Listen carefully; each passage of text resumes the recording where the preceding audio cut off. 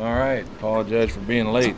So now we're down to 2 minutes. All right, guys that are out. McIntyre will not play with that concussion. He was limited in practice, but he will not play. Logan Payne, obviously, and Brian Thomas. Okay. Nick Mangold was limited today. He's questionable for the game. I feel good about it, though. All the other guys are probable, and all of them practice were full participant in practice. Plexico with the elbow, Antonio Cromartie ribs, DeVito shoulder, David Harris toe, Calvin Pace abdomen, whatever the heck that is, abdomen. Oops. Eric Smith tricep, and Muhammad Wilkerson shoulder. All right. So that's pretty much it on the injury thing. So much better this week of Friday practice than last week's. We were bouncing around pretty good, flying around.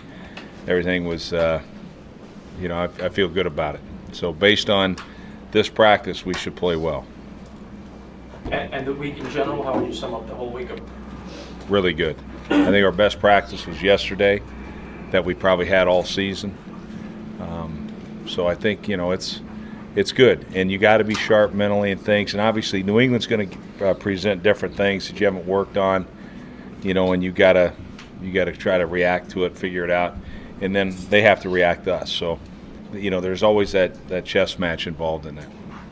Rex, do you feel absolutely certain that Nick will go at this point? Well, he's listed as questionable. There's that New England Patriot response.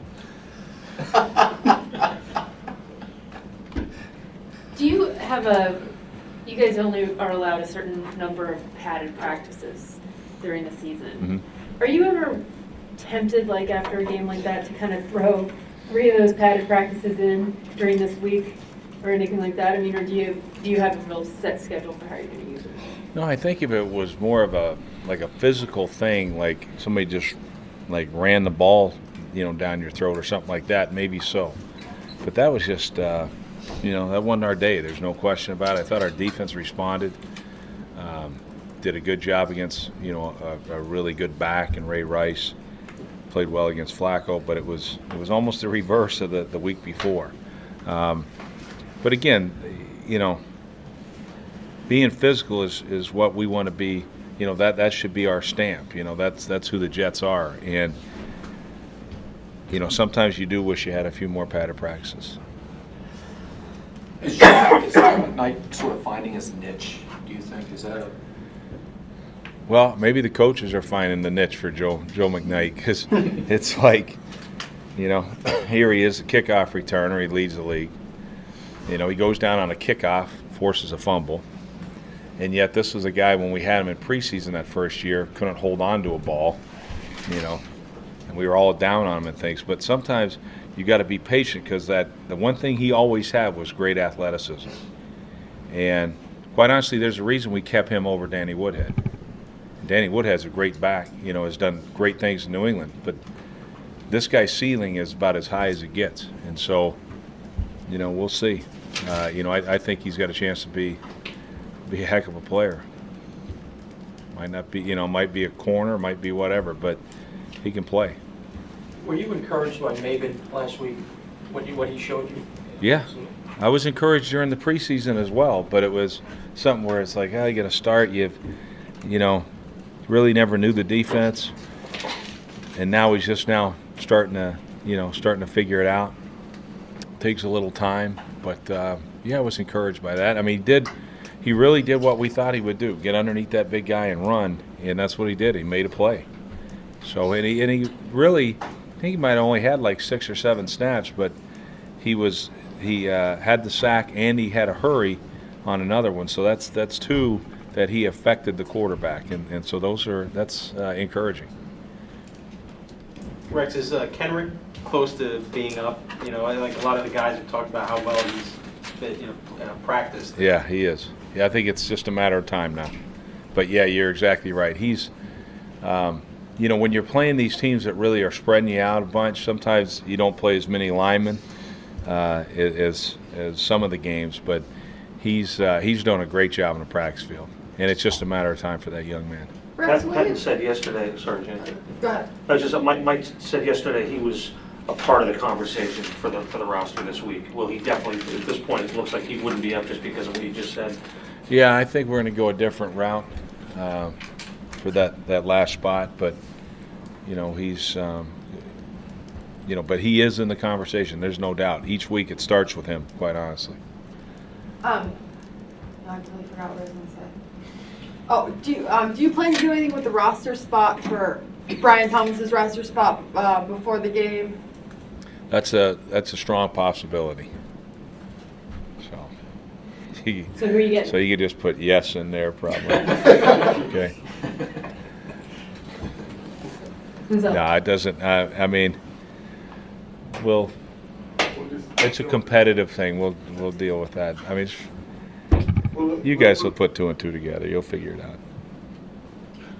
How eager are you, and what sense do you have about your team, about how eager it is to get back on the field after the last 2 weeks? Yeah, we were eager last week, but that never worked out so well. But we are definitely ready to get back out there. And the fact you're playing your division rival, New England, at their place, we know certainly we have to be ready, and I think we are ready. What kind of atmosphere are you expecting Sunday? A very calm,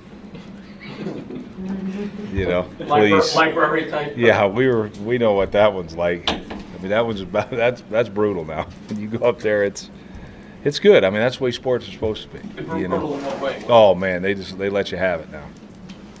For some reason, me maybe a little more than others. Really? Like what do they say? Oh please. I'm not going to say one word. Even though you're Irish and there's a huge Irish population in Boston, that doesn't help. You would think you'd feel the love there, but for some reason, I don't sense that when I get there.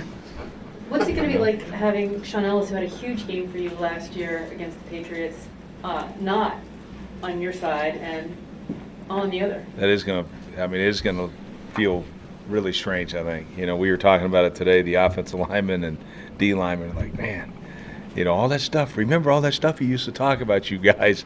We were laughing about it, but he certainly is going to get be motivated. We understand that. I did say this. Maybe it's not appropriate, that I thought we should start, punting footballs their direction. Because remember when he got hit in the head in Miami by a ball? That was one way to slow him down. So maybe we can do that. Rex, with the offensive line, there's so much talk about the Mangold injury, and now he's back from that probably. What about Brandon Moore coming off the hip surgery, missing most of camp? That had to set him back a little bit, and the continuity of the line. Oh yeah, there's no doubt. But Brandon's still playing great. But you're right. Here's a guy with the hip things and all that. And let's face it, he really never played during those preseason games. Maybe had a little bit of action, but then he's right back into it, playing every snap. But he's worked his way. Like I still see, I still, when I look out there, there's Brandon out there. That's a good feeling. But clearly, I'm sure that did set him back as far as he wasn't able to be 100%, for training camp. And with Wayne Hunter, it seems like the last couple weeks he's taken even though they were losses, he seems to be heading in the right direction. I don't disagree with you at all. I think he is. I agree with you. He's playing much better, and obviously had a huge challenge last week against Suggs. Quite a bit, Jarrett Johnson. So, but I think he's right where he was.